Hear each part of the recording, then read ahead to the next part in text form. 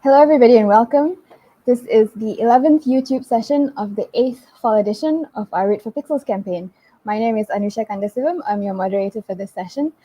Through Read for Pixels, the Pixel Project is collaborating with 11 award-winning and best-selling authors to raise awareness about violence against women and to raise funds for the Pixel Project to keep our efforts to end violence against women alive and kicking.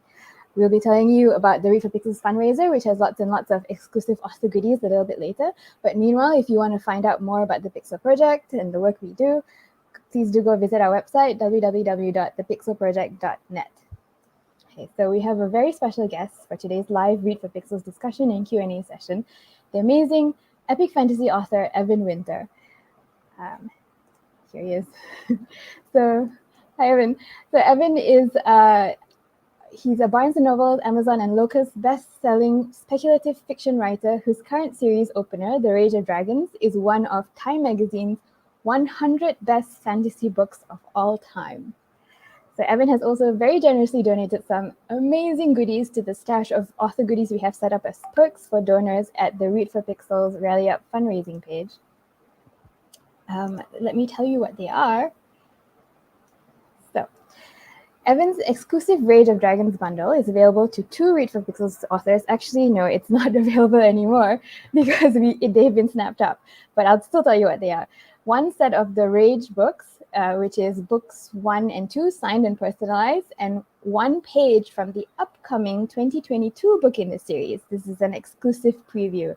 So we want to thank the 2 donors who donated to get these bundles, L.A. Young and Crystal Weber. Thank you so very much.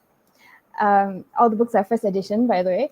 So we've currently raised $3,395 towards our $5,000 goal so far. It's a little bit slow, so please do give generously before our fundraiser ends in October 2021. We have a lot more author goodies up on the page. All funds go towards the Pixel Project's work to help end violence against women. I'll be telling you how to get your hands on all the swag later in the session and be sharing some links as well. But meanwhile, let's get on to the reading and the Q&A. But before I pass it to Evan, I just want to say, all you people out there who are watching this in YouTube, you get to ask Evan questions as well. So you just have to make sure you're logged into your YouTube account so that you can type your questions into the chat box on the right-hand side of your screen.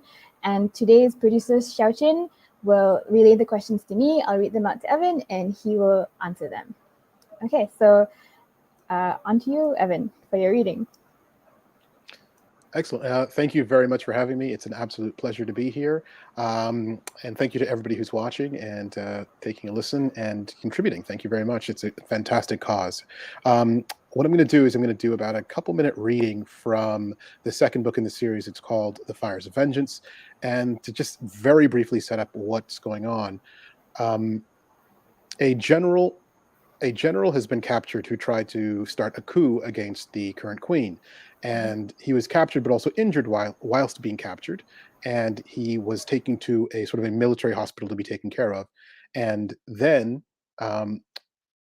sorry, it got really quiet. I guess all the other channels went quiet. So it's like, oh, suddenly it's just me talking. Okay, so the general goes to a military hospital. He's been injured trying to attempt this coup. And we are going to be in the perspective of a physician who comes back to the hospital to check on this general and discovers something has gone wrong. So here we go. The chapter is titled Hafsa Ekene. The sun had yet to set, and Hafsa Ekene was already of the opinion that the day was a flowering tragedy with more to come before its bloom was full. Her head swiveling left to right, she half walked, half ran to the keep's courtyard, looking for anyone important enough with whom to share the horrible news. She'd heard that the queen would be in the courtyard, watching the Ahashian and Lovu readying themselves to leave to fight a battle somewhere. But, thought Hafsa, they might need to fight one in the keep first. The general in her care had escaped. The same man whose severed arm she'd bandaged and treated just that morning, with the best of her considerable abilities, had left her hospital without a trace. The guards assigned to watch him were dead, and so were 2 of her finest physicians. Hateful, unbelievable, and still not the whole of it. Hafsa had never seen it before. Few had, But she'd read about it in her order's journals, and the twisted bodies of the dead, their mouths open in silent screams, had been the first clues. Then, when she discovered the nature of the weapon that had killed the guards and her physicians, her fears had been all but confirmed. Feeling more desperate with each breath, she abandoned her half walk for a run and sped into the Guardian Keep's courtyard. Frightened she might be throwing herself into the fray, and somehow even more afraid that she was already too late. The damaged courtyard, with its scorched walls and dirt-filled crevice from which, apparently, a dragon had emerged, was an anthill of activity. Overhead, the sun was hidden by storm clouds, and the yard was slick with pelting rain. The afternoon had a hazy, dreamlike quality, as fighting men of all sizes, in leathers, greys, and ugly bronze, milled about in organized chaos. A few of the soldiers watched her as she ran, but she had no time for priestly propriety. The queen was in the courtyard, she was still alive, and Hafsa wanted to keep her that way. Queen Siora was with her vizier and Chibuye, the vizier's daughter. The queen was kneeling next to the child and smiling. That was a comfort, to see the love there. Hafsa had never wanted children, but since the first moments of the chairman's coup, when the vizier had barreled into her hospital and thrust the child into her care, she hadn't been able to stop worrying over the bright and ever-smiling Chibuye. She'd taken care of the girl for days, while the vizier worked without end to put back together some of what Councillor Odili had broken. Far be it for Hafsa to tell any parent their business. But, given the time she'd spent with the girl, she knew a portion of what parenting was, and felt more than comfortable thinking that Chibuye should not be out here among these killers. Hafsa! Called the girl when she saw her. Even with the horrors and lives lost that day, Chibuye's voice lifted Hafsa's heart, and she gave the little one a small wave before bending her knees and dipping her head to the queen. This is Princess Ekene, Your Majesty, Naya said, introducing her, and the question in her voice, wondering why Hafsa was there, was clear as still water. My queen. Head still bowed, Hafsa chose to wade in immediately. You're not safe here. Explain that, Naya said. Rise, the queen told her at the same time. Hafsa lifted her head. Naya was staring hard, but the queen watched her more gently, considering her. She didn't look afraid, but that was because she didn't know. The guards and my physicians, they were murdered. The general, Hafsa wasn't explaining it well enough. Queen Siora, I have reason to believe that... She stifled a yelp. He'd appeared beside the queen as if from open air, but more likely she simply hadn't noticed him approaching. How could anyone not notice him? He was black as coal, head shaved clean, and had a face that was unnaturally even if one didn't consider the awful scar that ran from nose to cheek on his right side. He was clearly a lesser, but wearing a champion's colors, black and red leathers, with 2 swords on his hips. She'd heard of him, of course, and it should have been absurd seeing a lesser in champion's garb. But somehow it wasn't. It was terrifying. His eyes, she thought. Something in them set her nerves on fire and her heart thumping. Something in them called on her to run away and never stop. My queen, we're ready to... His voice was a rasp scraping down Hafsa's spine like a rust-pitted scalpel. Not now, champion, Naya said. The man's face twitched, and Hafsa stepped back. Priestess, speak quickly, Naya said to her. Tried Hafsa. We're ready to leave, my queen, he said. Solarin, Naya said. The champion's eyes slid from Hafsa's face, and only once they'd left her did she realize how tightly she'd bunched the muscles in her back and shoulders. The child, he asked, looking at Chibuye. My daughter, Naya told him.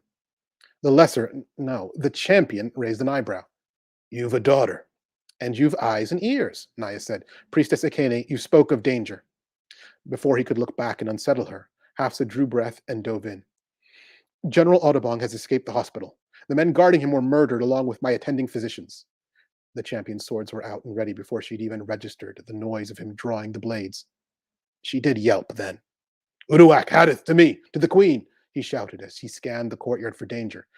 There's more, said Hafsa, her voice lost to the flurry of heavy footsteps that came running toward the queen. Beware their weapons, they're using poison. There. The single syllable from one of the biggest lessers Hafsa had ever seen. She might even have confused him from a petty noble if not for the Heihachi greys he wore and the absence of the supplementary musculature characteristic of noble males.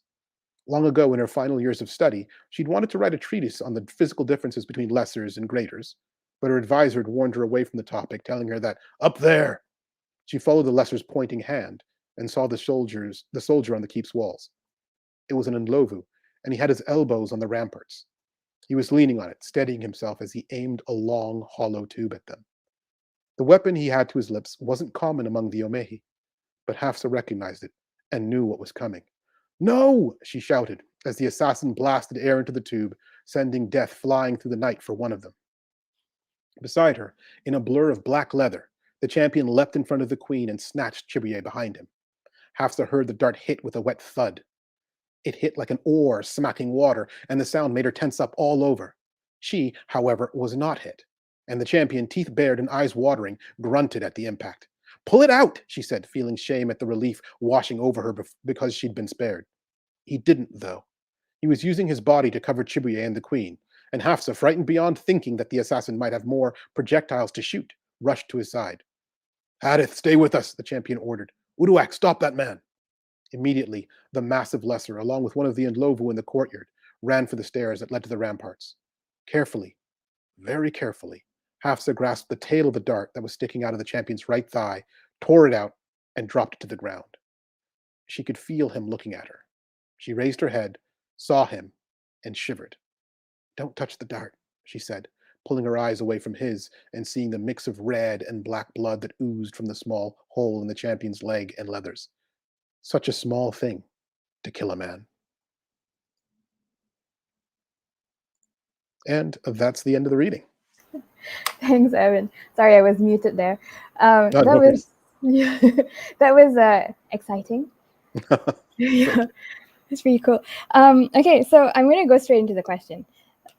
And hopefully, as we go along, hopefully we get questions from the audience.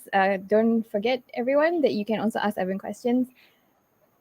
Okay, so my first question is, now, your books feature some memorable female characters, such as Zuri, and we just saw Hafsa and the Queen. They're all complex, they're motivated people, distinct personalities and characteristics. What or who are your inspirations for your female characters?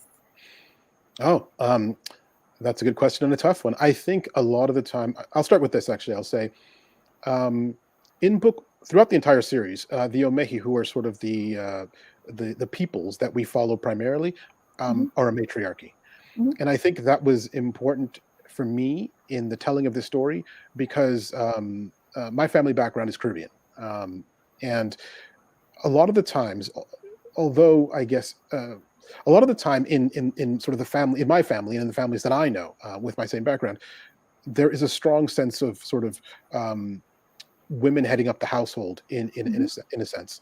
Of course, sort of patriarchal issues still come into play, and it's not quite as clean and easy to just say, oh, it's in the Caribbean, it's things are much more matriarchal. It's not necessarily that way, but in my own home, for example, yeah, my father was sort of a big sort of central figure, but my mother played a massive role in just the way that I felt about the household, the way that sort of I saw the household coming together and being organized and run. And so it was important for me to sort of tell a story that way. But then what's interesting, I guess, maybe about book one is that I wanted very, very much to have um, women characters who were as alive and as full and as and had as much intention, purpose, and sort of an effect on the overall plot as the men do. But in book one, given that it was my debut novel, a choice that I made that aligned with a lot of the other choices that I made was to try and tackle book one in a way where everything I did was hopefully going to be something that felt within my ability to do well. I'd been a music video director before writing books, and one of the major things I learned and noticed was that the videos that I was least happy with after they were done were always the ones where I tried to push too far out of my abilities. Like I tried to push a little bit. You always have to push yourself, but I was pushing too far. So what's interesting is that book one, I made it single POV primarily because I didn't want sort of the large cast and trying to create all these other characters and see the world from their points of view consistently, because that's a harder thing. The book one is mostly centered around sort of men in sort of this military training place because I wanted to tell a story about I guess a group of people that I had in a situation that I'd been very familiar with, sort of that sort of team dynamic. And often in team sports, they do tend to get separated, men and women. Yep. So I was sort of focused on doing that, and I tried really hard to sort of develop and bring in the perspective of women, so that I could tell a good story that felt normal, that felt not normal, I shouldn't say that, but that felt real to the world, because let's be like, half of the world are women. So that was very important for me to try and do. And I think that in book one, there aren't as many female characters. It's not 50-50. Yes. I look back at that and I definitely noticed that. And I think that was me trying to sort of focus on something that felt within my comfort zone, because it was my first book. But then with book two, having at least had one book under my belt, I very much tried to open it up and push myself a little bit more and make it so that we do have more women characters. Because uh, again, if you don't do that, if half of your world isn't women, it's not very realistic, unless there's a specific reason that that's not the case, right? So Yeah. I think Correct. that in book two, I tried very much to address some of that as well, and make sure I was going down that path, if it makes sense. All right, which kind of brings me to my next question, which is I was going to say there are not many women in your first book. And even your most prominent female character in your first book is Zuri, and she appears in so very few scenes, and there aren't any women driving the plot forward. But in your second novel, like you said, there are definitely more female characters. I'm just wondering, I know you said it's a conscious decision on your part, but was there any critique from like reviewers and the public about the number of female characters, and was increasing the number of female characters sort of a response to that as well? Yeah, definitely. People were sort of saying, "Well, this is it's sort of a fairly male-centric book, and it's very male-centric in book one, because the way that the society is structured is such that the people who are fighting in the wars, sort of on the front lines of it, tend to be men. And this plays into the plot, and this plays into the way the world is built and structured, specifically because of sort of themes and questions I'm trying to ask and tackle. And sort of a side effect, again, of me deciding that the best way for me to tell the story was to come at it almost from a single point of view, and that single point of view is Tao, and he's sort of he's since he travels through in a society along a path that is typical for men and has to be trained in this military aspect where there are not many women, it was difficult for me to include women characters in the book as much as I would have liked to have done otherwise. I could, if I was to do it, I'll say it this way: if I was to do it, I would have had to break the structure that I had decided upon for the series, from when I first sort of came up with the idea for the series. So thankfully, the way that the plot goes allows it to open up a much more, so that Tao is not just in sort of that sort of training mode and in a part of his society where he naturally, given that society, would not be around a lot of women. And it's offered me the opportunity to try to grow into the craft of writing at the same time as expanding the cast of characters and being able to explore and do better and deeper work at attempting to write fully dimensionalized women Yeah. as well as men. Yeah, that makes sense. So something that struck me was that there are no women, like you said, in the military of Tao's people, which is in sharp contrast with the fact that there are powerful women in the enemy's forces. And the presence of women on the battlefield always seems to throw the soldiers off a little. Why did you decide to make the presence or absence of women one of the key differences between the armies of the two warring sides?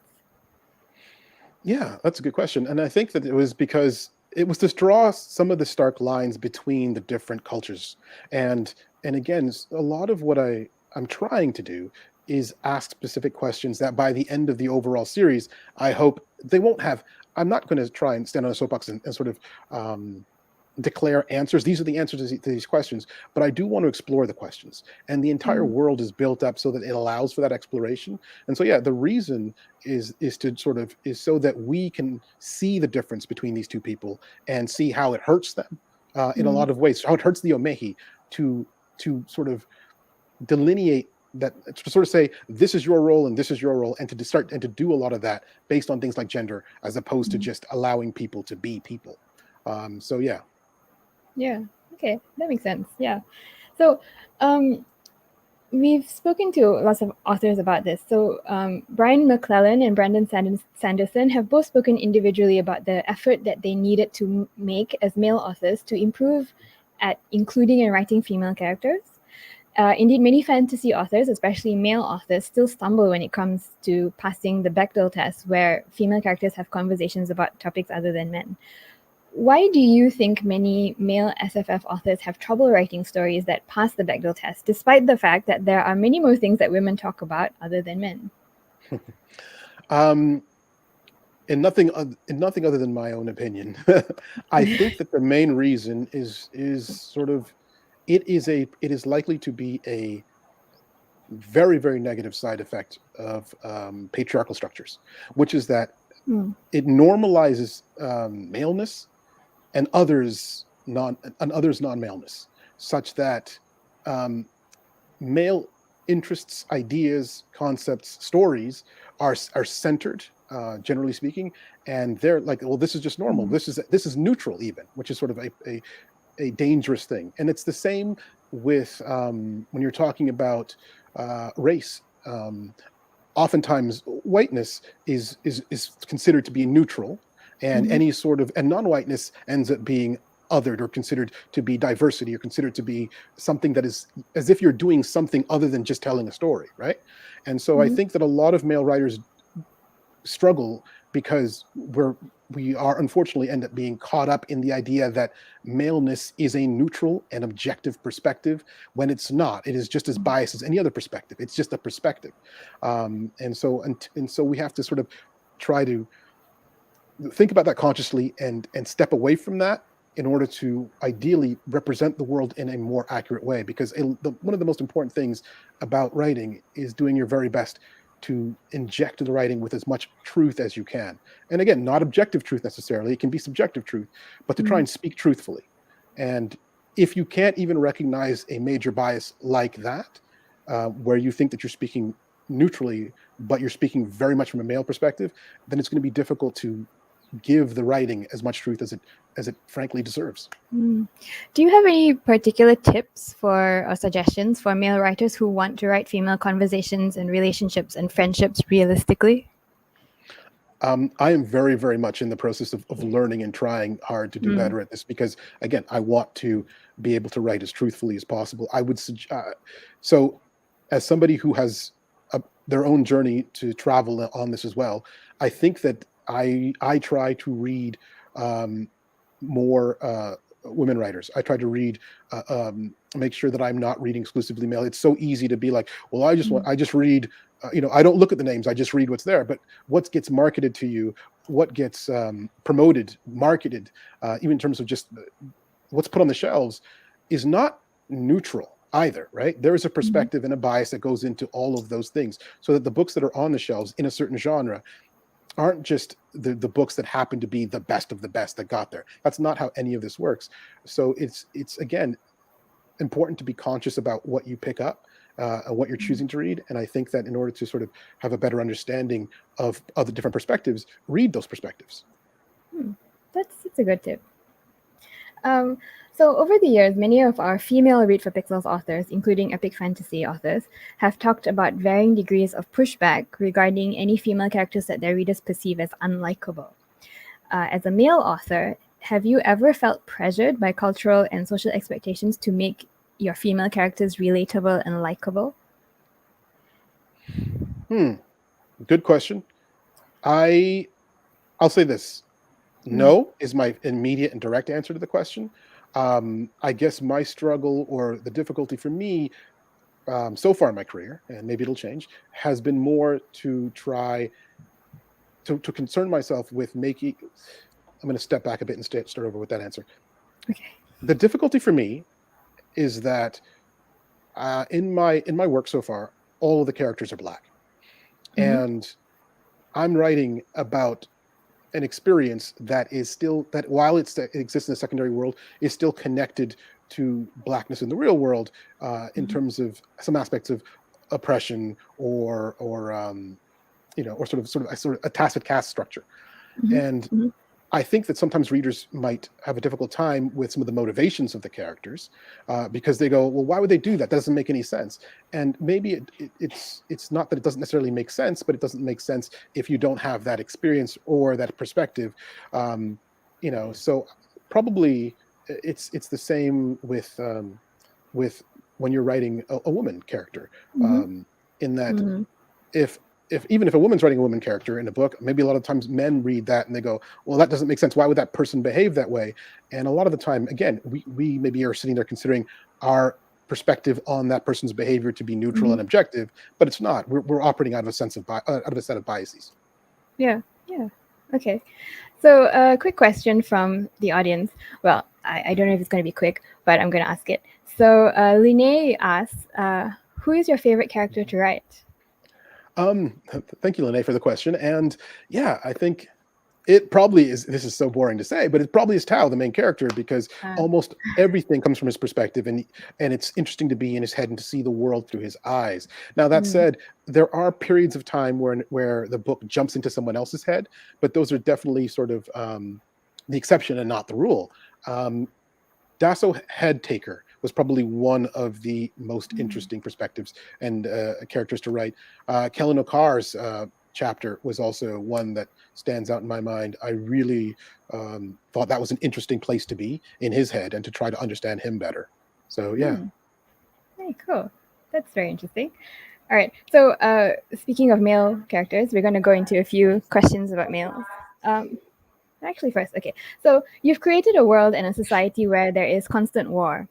There is plenty of fighting, infighting, violence, including violence against women, though this is never portrayed on the page itself, but it's mentioned or it's part of some people's backstories. How do you find a balance between showing the violence as an integral part of the story and giving the reader a realistic depiction of violence without being gratuitous? Hmm. That is a difficult one. I think that I'll say this.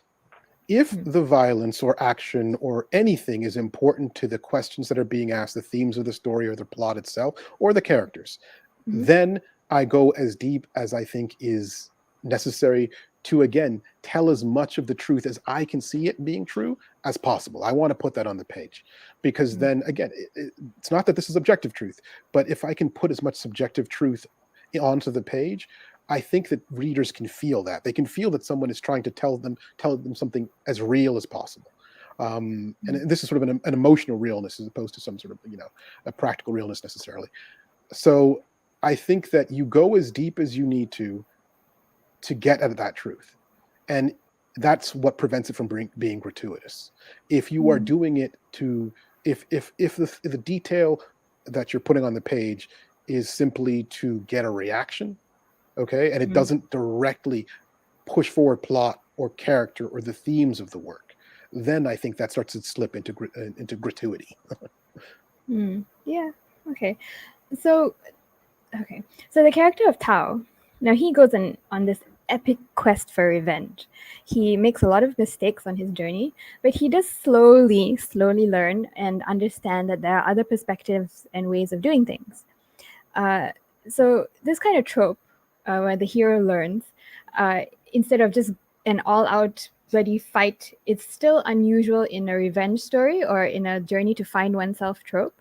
Did you deliberately decide to do it this way, to write Tao's journey as a male protagonist this way, instead of sticking to the classic "I just want revenge and I'm going to kill everyone" trope? Hmm. Yeah, I think so. I think that what was important for me is to understand Tao and his Mm-hmm. society and the broader world, um, in a sort of in an arc, in a sort of an arc of growth. And so, yeah, he definitely starts from a place of revenge because initially he sees his world and the injustices in it purely from a personal perspective. Um, and what's interesting to me is to then try to say, well, as we learn more about our world, as we learn more about ourselves, as we learn more about the nature of injustice and how it often isn't individual in nature, but systemic, Mm-hmm. where does that lead us? What do we do with that? And so, sort of, that's, I think, what's interesting to me about about Tao's journey is what began as this wrong was done to me, and conceiving of it only in a personal way. Yeah. As he moves through his world, he starts to see it's not just me, and then it's what do you do with that once you start to see that? Yeah. Yeah, I think it was very interesting to see that it wasn't just like he killed my father, I'm going to take revenge. It was a lot of like societal, the way he was brought up, the way he was taught, and the classism that he experienced and the discrimination. It all informs his journey, doesn't it? We have a question, another interesting question from, I think it's from Lene. Okay, let me see if I can find it to put it up on the screen. Just hold on a second. Who is Tao's best friend? Is it Hadith or Uduak? This is a debate that's going on in the chat box, by the way. I feel like, okay, Tao's second best friend after his swords is probably going to is probably going to be, you know what? That's a tough one, I guess. Who is Tao's best friend? How do he loves them both because Okay. they keep him as level headed as someone like Tao can ever be kept. I think he appreciates them for different things. He appreciates the emotional support he gets from Muduak. Just his Muduak's physical presence, I think, helps Tao feel a bit more grounded, and he probably appreciates some level of almost that big brotherness that Hadith gives him, because he's always looking out for him in a different kind of way. So yeah, I think it's that sort of that relationship there. Yeah. We have a comment about something you said just now. So JC says, hi, Evan. First, as someone who grew up in poverty, I appreciate the perspective you've provided through Tao. It's pretty cool. Yeah, thank you so much, JC. Thank you. And thank you for reading the books. Really appreciate it. Thank you. JC, they do have a question. Let's just get to it since we're already talking about JC. So the question is, though, did you start The Burning with the intention of it being a quartet? And if so, did you begin knowing how it would end, or has that been something you're working on as you write? Yeah, no, that's another great question. I did start the books with the intention of them being a quartet. I outline heavily. I like structure. It sort of it helps me understand the way that the story feels like it should come out, because I have the story in my head, but then I like the idea of structure helping the story get told. To answer the second part of the question, I did know the very end of the book, and I even have some of the final lines of the entire series already written, and they're sitting there waiting for me to catch up to that point so I can actually put them into a draft. So yeah, I That's outline heavily. exciting. Yeah, from the very beginning, I like the idea of a quartet, because normally we think of individual individual stories in 3 acts. That's sort of the common thing that we tend to do Yeah. now. But I prefer to think of stories in 4 acts, because then they're 4 evenly broken up pieces. With the 3 act structure, even as a writer trying to write, 3 acts sort of felt odd to me, because it's the first act's 25%, the final act's 25%, and then the second act is 50% of your entire book. And that's often where I think a lot of writers get bogged down and stuck, because it's 50%, and there's often the least amount of craft information available to us when we're reading books on craft or whatever about that 50%.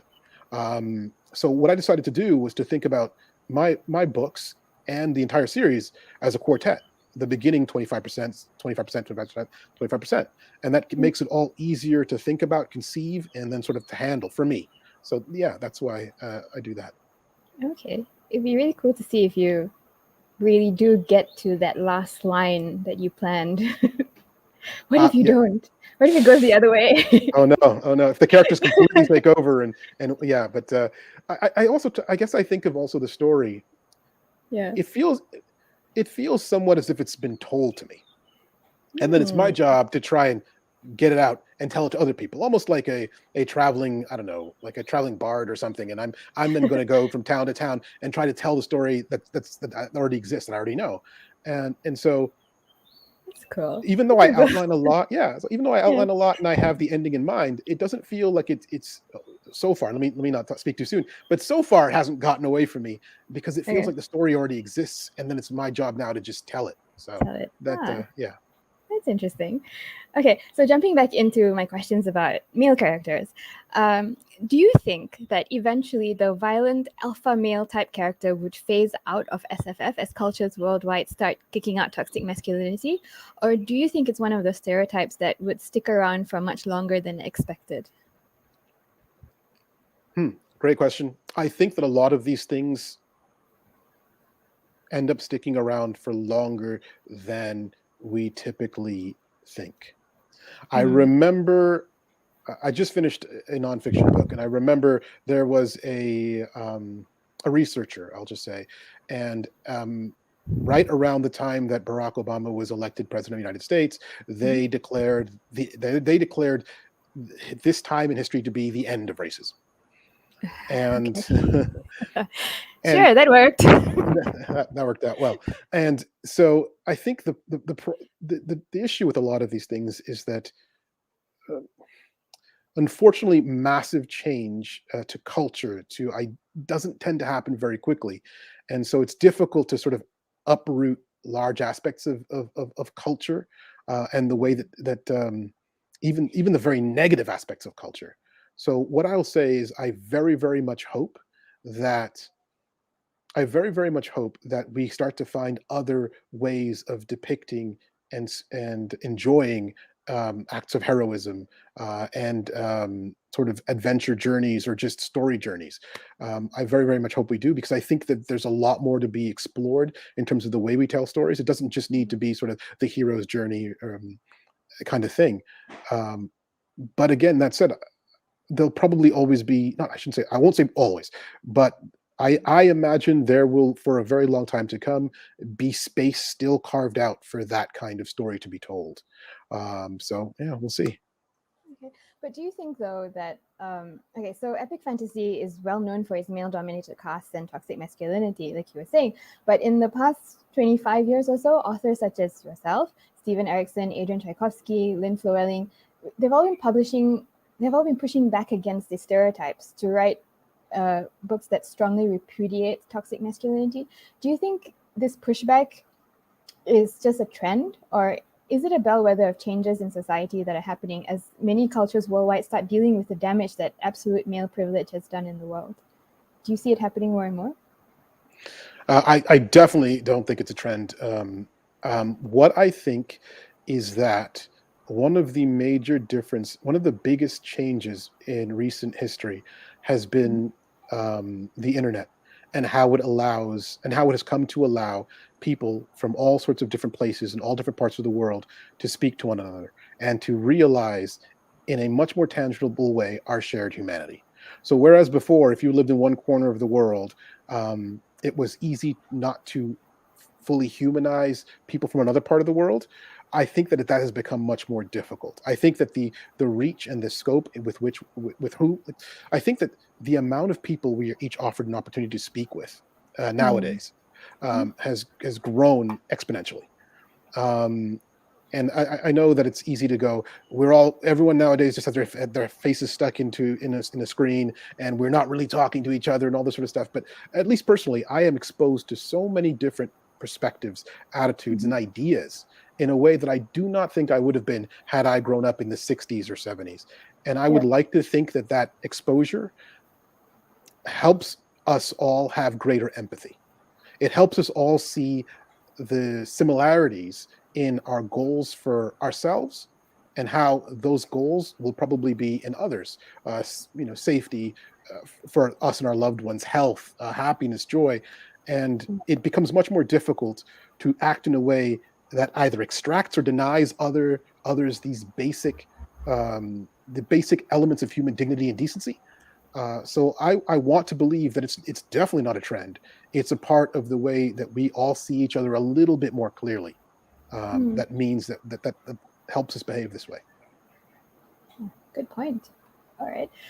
So let's talk about stories. Stories are one of the most powerful ways of bringing about cultural change.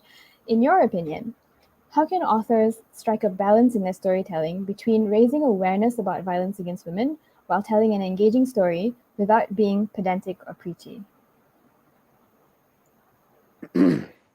um, I think that what I try to do in terms of Mm. avoiding being pedantic or preachy in general is to, as best as possible, embody as best as possible, internalize the ideas, so Mm. that they become a part and parcel of the way I see the world, and part and parcel of how I try to analyze the things that are happening in the world.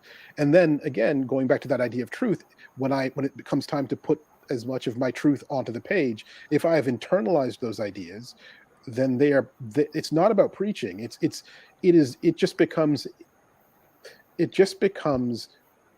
the books or the stories objective and neutral point of view. In the same way that a newscaster telling a story on the news, for forever, there's been the idea of journalistic objectivity and neutrality, which, in my opinion, doesn't exist. There's always a perspective and a point of view, and it's damaging to pretend there isn't, Mhm. because it's damaging to pretend that something that's not objective or neutral is that way. So, but when you come to a book, if the author has internalized a lot of those ideas that they wish to talk about, they don't need to preach them. I would hope they Mm. just come out in the themes of the story, in the characters, and the actions, and the plot, and so it just feels like this is a story that's being told, um, without any sort of pedantic mannerisms, I guess. Mm. All right. So I think I'm going to ask another question from the audience before I go to my next question. So I saw one about POV. Sorry, the chat box is really lively today, which is great. Everyone in the chat box is having a great discussion. So I'm scrolling up to see the question. Here we are. From Linnea again. How did you decide to include Esai's POV?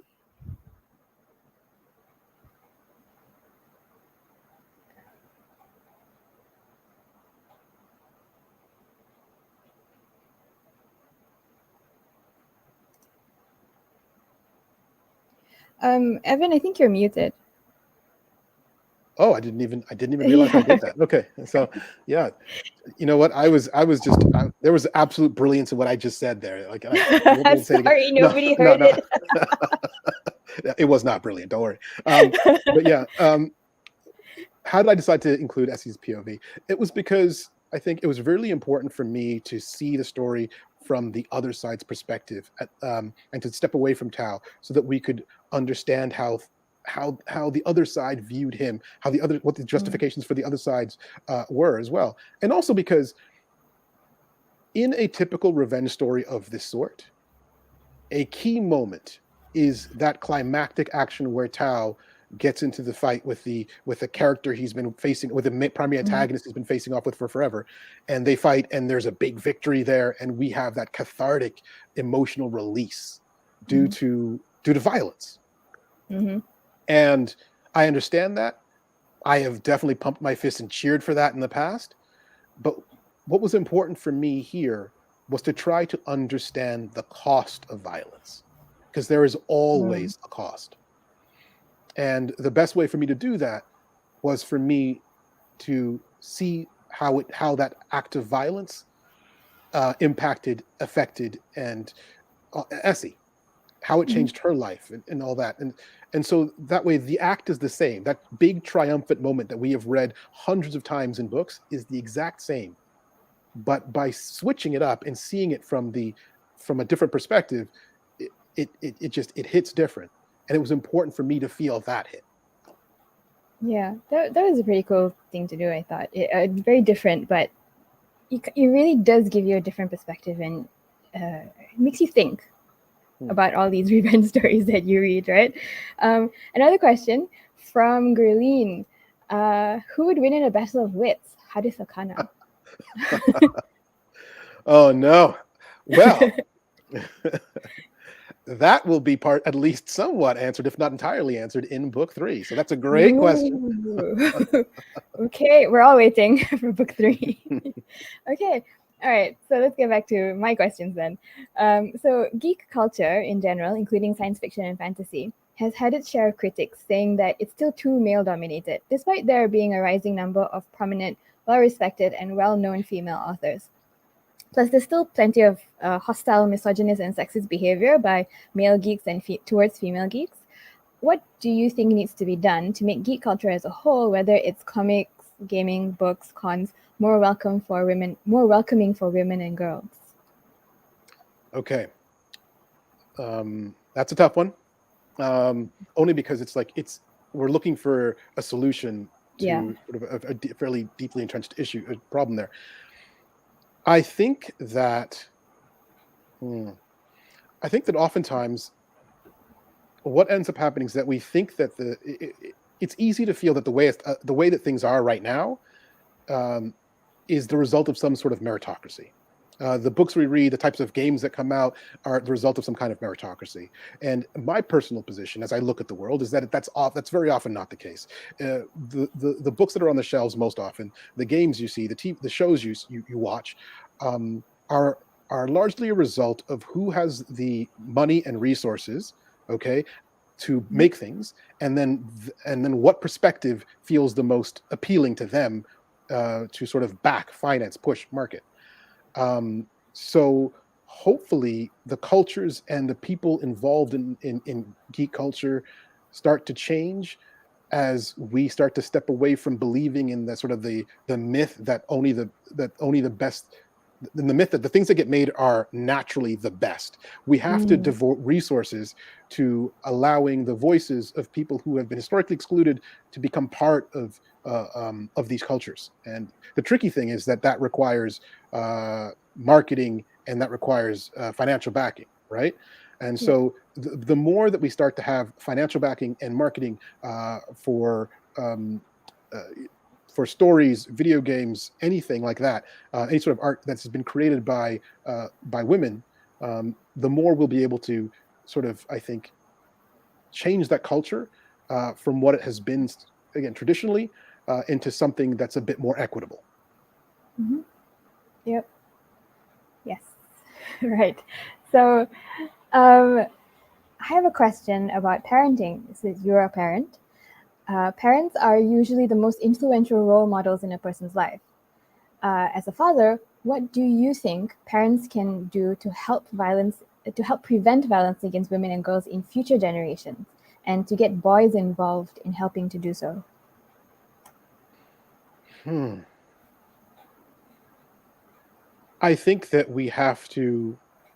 I think as a parent, so more often than not, what you do matters more than what you say. Um, I think then, w- as a father, I would try and do try to move through the world, um, seeing the equal humanity of everybody that I come across, and very much trying to impart to my son that in the same way, as the SE POV switch to a certain extent, everyone has a has a life. Everyone has hopes, dreams, and goals, and you have to see the fullness of that in every single person. And if you can try to do that, if you try to model that, then hopefully um, the little ones that you raise see that and see that as a worthwhile goal as well. Hmm. Yeah, that totally makes sense. Um, we're almost to the end of the session, actually. We're still getting questions, so we still have a little bit more time for your questions. I'm going to ask something that I think everybody wants to know. We've got a few people asking this. Let me put Gerlene's question up. Wondering who or what the inspo for the call was. A very good question. I Mhm. think that to what I what I want to do with this is hopefully get the series out and completed, and I'm actually interested in discussion about that and how the readers take it, and what they think of the call. Um, so yeah, so I think that it's almost like a spoiler to talk about that. I guess for me, in my head at least, and I'm Okay. one of, in the way that I read and watch things, I'm super like anti spoiler. I love going in completely like not knowing anything. But yeah, so I hope that book three and book four reveal enough, discuss enough to really make you feel like you get a full sense of who, what the call is or are. That's so mysterious. You didn't reveal anything there. Okay. Okay. I think I'm gonna ask our final question. It's a two-part question.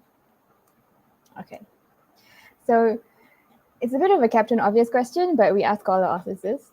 So you have been very incredibly supportive of our Read for Pixels campaign and our anti-violence against women work as a whole. Why do you support the cause to end violence against women? And what do you think authors can do to help with the cultural change needed to eradicate violence against women and girls? I think that in terms of the first part, why be supportive? I think that it is. I kind of feel like it would be a bit of a moral failing not to want to eliminate violence against women. I feel like,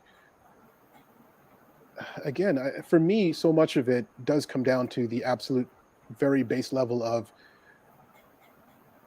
the best way that we move forward as humanity is to appreciate and empathize with one another and to do our absolute best to see the full humanity in each other. The biggest issues that we almost always seem to have, historically speaking, come from us not not come from us othering one another. They come from us othering. It's just when you don't offer somebody equal humanity, that's when all the bad things happen. And obviously, with 50% of the population, and still the issues that we see, that's an incredibly important thing that needs solving, that needs attention. And so, yeah, I guess it's just it is. It seems critical to me to see the absolute complete humanity of each other because that leads to a better world. Yep, you are right. So just before we get to the wrap up, I'm going to put up the Gurleen's reaction to your answer to the question. It was expert answering, honestly. Yeah, very good. Okay, so Evan, we've been talking for about an hour, believe it or not. So thank you very much for answering all our questions, and thank you everybody for asking your questions and for the pretty cool discussion that's going on in the chat box, which I've been glancing at. I will ask Evan about his upcoming books, but just before that, I want to thank everybody. Let me put myself on. Hi. So, like I said before in the beginning, we do have some author goodies set up as Rally Up on our Rally Up fundraising page for all of you fans. And Evan did generously donate some awesome goodies, which have been snapped up already. But there are plenty more author goodies available from authors and publishers, including Pintip Dunn, Tasha Alexander, Tori Eldridge, Sam Hawke, Derek Landy, Arkady Martin, Sarah Rees-Brennan, Jeannie Lin, Julie Cherneda, Paul Tremblay, Sebastian de Castel, Dutton Books, Entangle Publishing. There's so much stuff. And new goodies will be released every week throughout this month and until the campaign ends in October 2021. So we've currently raised $3,395 towards our $5,000 goal. So please do go give generously. All funds go towards the Pixel Project's work to help end violence against women. Now, let me share with you a little slide and with where you can go to get your hands on all of this. There you are. Okay, so you can donate to get these books on our Rally Up fundraising page. The link is there, bit.ly/R4P Rally Up 2021. Xiaoqun should be putting the links up in the chat box so that you can get to it quickly. If you want to learn more about Read for Pixels, the upcoming sessions that we have, go to bit.ly/readforpixels. You can also find us on YouTube. You can find the previous sessions all on YouTube. And we have another announcement, which is that the Pixel Project's first charity anthology, Giving the Devil His Due, kind of like where Twilight Zone meets Promising Young Woman, has also just been released on 1st September. We've also teamed up with 12 of the 16 authors of this anthology to offer an exclusive limited edition anthology bookplate for early bird buyers. So each author will sign 16 bookplates, It'll be on a first come, first served basis. Each book plate includes a resource for domestic violence and sexual assault victims, sexual assault victims and survivors in 205 countries. So for more information about that, about the anthology, how you score a book plate, go and visit our Giving the Devil His Due page on our website. Xiaojun is putting the link in the chat box as well. And for those of you who are interested in getting your very own copy, you can order it from major booksellers worldwide. There are ebooks and the physical books as well. It's on Amazon, Kobo, Google Play, Book Depository, and more. All net proceeds from the anthology go towards keeping the Pixel Project's campaigns, programs, and initiatives such as this one alive and kicking. And if you want to find out more about the Pixel Project, about violence against women, about what you can do to stop it, we do have a lot of resources on our website, www.thepixelproject.net. Okay, so final thing before we wrap up, Evan, everybody wants to know about your new book. When is it coming up? When can they expect it? Tell us. Okay, so we do not have a official release launch date yet. The hope is next year, and yeah, that's a year's 365 days. So I really haven't given you that much to go on. I can say it won't be in the very early part of the year. It'll probably be in the latter part. But I very much hope to have it to everybody in 2022. I can say that I think, to be as honest as possible, I think it'll be the book that I think is the best so far of the three, which is a great place to. It's a great place to feel like you're getting to, right? And so it's always, of course, it's up to the readers to decide if that's really the truth. But for me, I think that I'm enjoying number 3 the most, and then hopefully we can do that again for number 4. But I'm very, very excited for people to read this. It's going to be a big day for me when it's actually out in the world. Okay, we do have we have a few questions about it, which I think we have a little bit of time, so let me get to that. I can't find it in the chat box, but Gurleen asks, "What are you most excited about for Lord of Demons?" I think that the world gets a lot bigger, and I think that we start to understand the whys and the hows of a lot of things. And these are some of the things that have been in my head since the very beginning, and we're finally getting to sort of like really open Pandora's box, so to speak. So that's exciting for me. I think that also, yeah, there's a lot of action, but a lot of reveals, and I think that the pace just pounds. So I hope that the readers feel the same way. It's the kind of thing where my dream is that they get it and you almost can't put it down, because that's how it feels to me. So I very, very much hope it feels like that for everyone else too. Okay, cool. Okay, final question. We just have like 1 minute. JC asks, will the audiobook be available at the same time as the print version, and will Patience be continuing the narration? Yep, that is definitely the plan at the moment, and to have him come out at the same time. And I love Prentice's work, and I think he's absolutely amazing. So my goal is to be able to work with him for the entire series, of course, and if he'll have me to keep working with him would be a fantastic thing as well, even in the future beyond that. He is an artist. Like the way that he works with audio, it's a performance, and it's an intimate performance, because you can do big, large cast audiobooks, and that's a whole different type of thing. But what he's doing it in like that super pure, ultimate storyteller way. For me, at least from my perspective, where it's one person telling you a story, but they make the story come alive. So I am a big fan of the audiobooks and the work he's doing there. And if somebody is interested in these books and they're not super keen on audio yet, hop on wherever you get your audio. Give the sample a try. Audible.com has samples as well. Give the sample a try and listen and see what you think, because it's a really cool way to listen to the story. Yeah, awesome. And I realized I said Patience instead of Prentice. I don't know why I said that. Sorry. Okay, we have time for one more question, which is an interesting one. I think we all want to know. Which fantasy books, this is from Misty306, hi Misty, which fantasy books with dragons would you recommend? Okay. Fantasy books with dragons. I'm awful at recommendations. I mean, Oh, this is going to be such a boring answer for me. Because I'm going to have to at least say that George R. Martin's Game of Thrones definitely had an effect on the way that I read and what I considered to be um, possible in fantasy, because it just was one of those moments where it's a bit of a paradigm shift in my own understanding of what we could do in fantasy. So that was definitely one. I'm trying to think of anything else with dragons. If uh, Again, I'm horrible with recommendations. I'm the absolute worst, and I apologize for that.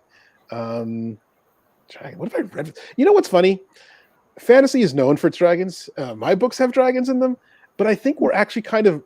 It's almost like we're shifting a little bit away from dragons, like which is okay. It's cool. It's Yeah. cool. Yeah, I think so. I'm trying to think of what books I've read with dragons, and suddenly my mind is blank, and I think I haven't read one in a while, except for yours. Mhm. So Sure. yeah. Anyway, okay.